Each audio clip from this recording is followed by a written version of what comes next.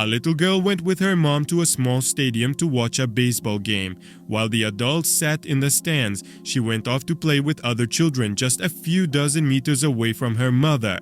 The woman kept an eye on her from the stands, but when she turned away for just a few seconds, her daughter was nowhere to be found.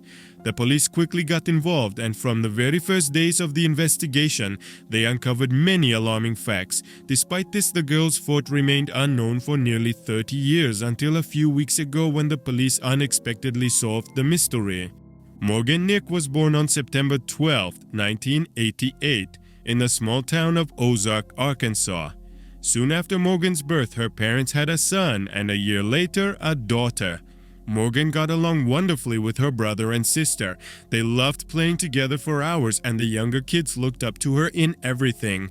When she was just learning to read, Morgan practiced on children's books, reading them to her younger brother before bed. The girl also loved animals, and despite her young age, told her parents she wanted to become a veterinarian when she grew up. Additionally, in elementary school, Morgan joined the Girl Scouts, where she made various crafts, spent time outdoors, and generally had a good time with other girls. When she was 6, Morgan's parents decided to divorce. However, the children continued to spend a lot of time with their father. In the early summer of 1995, family friends invited Morgan's mom to their child's baseball game, set to take place in a nearby town called Alma. Initially, the woman thought about declining as it was a Friday night and she would have to drive almost 45 kilometers to the stadium. But eventually, she decided to accept the invitation and bring Morgan along. The woman thought her daughter might enjoy it and that they would have a great evening together.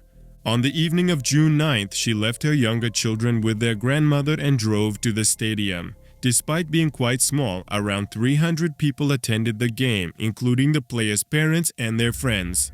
The woman found her friends and they sat down with her daughter to watch the game. However, Morgan quickly got bored of the spectacle and soon noticed 2 familiar children.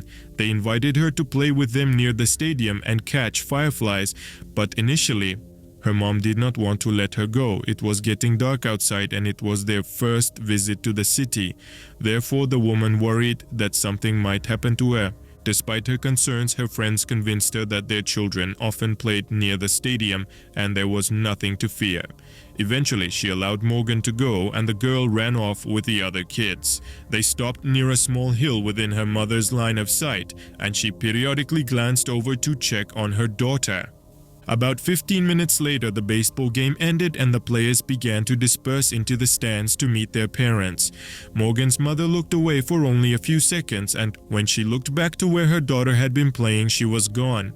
Meanwhile, the 2 children who had gone with Morgan were walking back to the stands to their parents, but Morgan was not with them. The woman approached them and asked where her daughter was. The children explained that before returning to the stadium, they decided to shake the sand out of their shoes that had collected during their play. They walked over to a car in the parking lot and began shaking out their shoes while holding onto the vehicle. Morgan was standing at the rear of the car while the other children were at the front. After finishing with their shoes, they headed back to the stadium, but Morgan was nowhere to be seen. Her friends assumed she had simply decided to wait for her mom by their car, so they did not wait for her and left. Morgan's mother looked toward the parking lot and saw her car, but Morgan was not there. Walking closer, she peered inside but could not find her daughter. The woman began to panic and returned to the children, hoping they could shed light on her daughter's disappearance. She started asking them where Morgan might have gone, but they had no idea. However, they recalled seeing a man in the parking lot during their play. He stood near a red pickup truck, occasionally glancing toward the stadium and turning to face them. At one point, he even approached the children and said something to them, but they could not remember his words. They only recalled that he had a sort of rural accent. Thinking this man might be connected to her daughter's disappearance, Morgan's mother decided to contact the police immediately. 6 minutes later, officers arrived at the stadium and first spoke with the children who had been with the girl before she vanished. During this conversation, the police gathered more details about the man who had stood near the stadium. After compiling all their testimonies, investigators determined he was a white man between the ages of 23 and 30, about 180 centimeters tall, of medium build with a short beard, mustache, and black hair. The children also remembered his vehicle quite well. It was an old red pickup with Arkansas plates featuring a white camper shell in the rear. This detail seemed quite suspicious to the police since such a camper shell could easily fit an adult, not to mention a child. Another strange aspect was that the camper shell appeared significantly shorter than the pickup, indicating it was not the right fit for that model. Because of this, investigators increasingly suspected that this man might be directly involved in Morgan's disappearance and could have used the camper shell to kidnap someone. Furthermore, the children noted that he was only wearing jeans without any upper clothing. Officers immediately inspected the parking lot but could not find any vehicles matching the description. After speaking with the children, the police began questioning everyone present who had not yet left.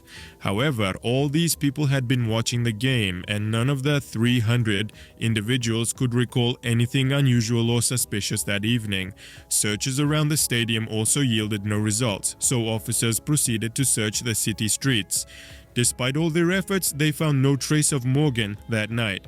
Her mother was beside herself with grief and shock. She refused to go home and stayed overnight at the fire station.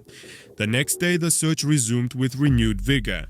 News of the girl's disappearance quickly spread throughout the county, and dozens of volunteers contacted the police. Soon the FBI and state police also got involved. They provided helicopters for aerial searches and created a composite sketch of the suspected abductor based on Morgan's friends' descriptions. This image, along with photos of the girl, was distributed throughout the city and nearby towns, hoping someone might recognize the man. Initially, the police thought the girl had likely wandered off the parking lot and gotten lost, but as nearly 24 hours passed since her disappearance, it became clear that if this were the case, she would have been found by then. Additionally, the next evening, the police began receiving reports from parents sharing distressing stories with them. One woman reported that a few hours before the baseball game, an unknown man attempted to lure her 4-year-old daughter into his red pickup truck. This happened near a laundromat in Alma while the woman was inside and her daughter was outside. The mother immediately went to her, and the man left. She provided investigators with a description that matched the possible abductor of Morgan. The day after her disappearance, a witness from Fort Smith, a town near Alma, contacted the police. He saw a man trying to lure a 9-year-old girl into a public restroom, but she managed to get away from him. Once again, the description matched the composite sketch based on Morgan's friends' accounts. All this indicated that the girl's disappearance could be the work of a person who had repeatedly attempted to abduct others or even successfully committed similar crimes in the past. The police focused on searching for the red pickup truck fitting the witness's description and started checking all previously convicted residents of nearby towns. Over the next few weeks, investigators received several hundred leads on potential suspects, but during their investigations, they either could not establish their involvement or concluded that these individuals could not have committed the crime. Simultaneously, investigators continued scouring the area around the stadium, collecting various items that could theoretically be evidence. The investigation into the disappearance of the girl took a dramatic turn when several cigarette butts, bottles, and other items were collected and sent to a laboratory for DNA analysis. Despite these efforts, the police had no clear understanding of whether these items were connected to the girl's disappearance. Regarding the red pickup truck, the police department received nearly 250 calls from witnesses across different cities and even neighboring states who reported seeing similar vehicles. The challenge was that many residents owned similar models, numbering in the thousands. Investigators attempted to check each vehicle owner but could not find any evidence linking them to the case. This continued for 2 weeks until the police received an unexpected call. A resident of a town called Stuttgart, located 3 hours from Alma, reported witnessing a man attempting to break into his car. The homeowner approached, prompting the criminal to flee. However, the witness noted a small girl being held by the man. When shown a composite sketch of the suspect, the witness confirmed the resemblance to the suspect, and the girl looked like Morgan. The investigators quickly organized a large-scale operation in Stuttgart, cordoning off an area of about 10 square kilometers and dispatching dozens of officers. Morgan's parents immediately traveled to the city, hoping for their daughter's rescue. Several hundred volunteers, along with the police, began searching the entire city and surrounding areas. Helicopters surveyed the land from the air, while search dogs attempted to track the girl using her belongings. Their search lasted 16 hours without finding Morgan, leading the police to doubt the witness's credibility. After 2 polygraph tests, the operator concluded the witness was lying. Despite insisting on his story's truthfulness, the man eventually admitted fabricating it. He did see someone trying to break into his car but could not clearly see the face, and there was no girl present. He was arrested for giving false testimony, which resulted in almost an entire day and thousands of dollars in wasted resources. Whether he faced punishment remains unclear, but typically such actions might result in a significant fine or a short jail term.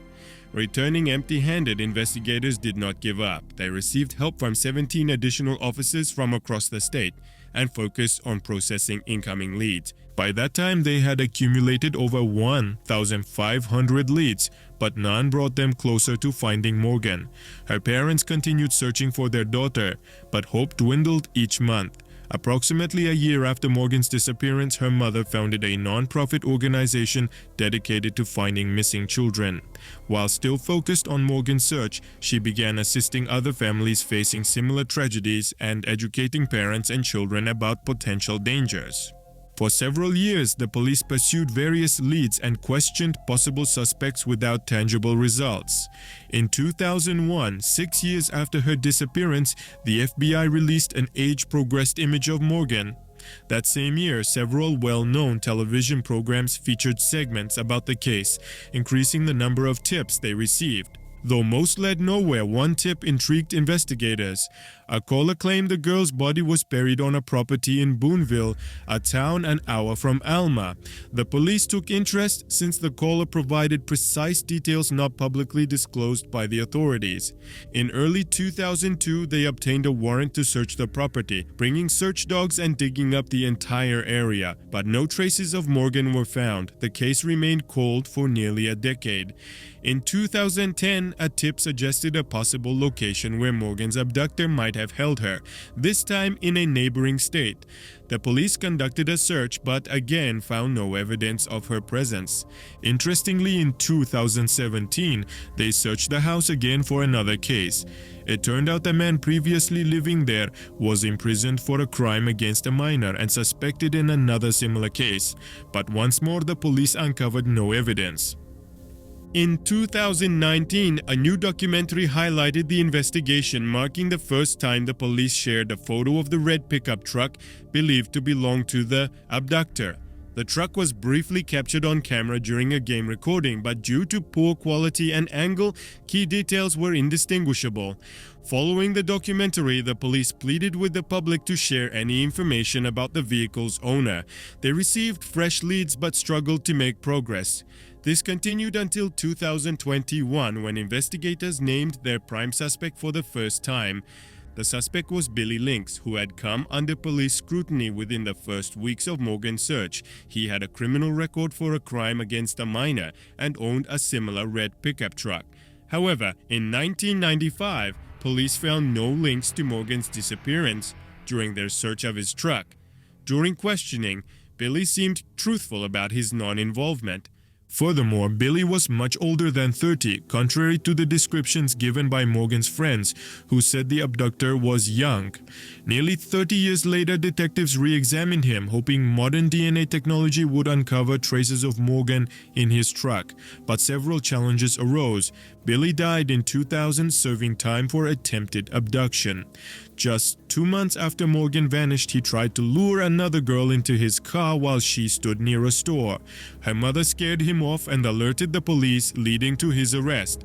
At 70 years old, he died of natural causes in prison 5 years later. Another issue was the lack of knowledge about the pickup's whereabouts or its condition nearly 3 decades later. Eventually, they concentrated efforts on locating the vehicle, tracing a chain of owners after Billy's arrest.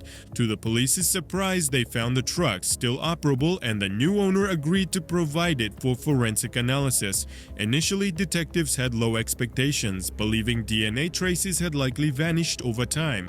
However, forensic scientists discovered several hairs in the truck bed resembling Morgan's. They sent them to a Texas laboratory equipped with advanced analysis tools, where experts began examining them.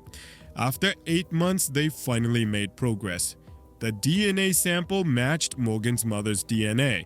The results indicated a close familial connection to the hair sample's owner, suggesting they belonged to one of her children or siblings.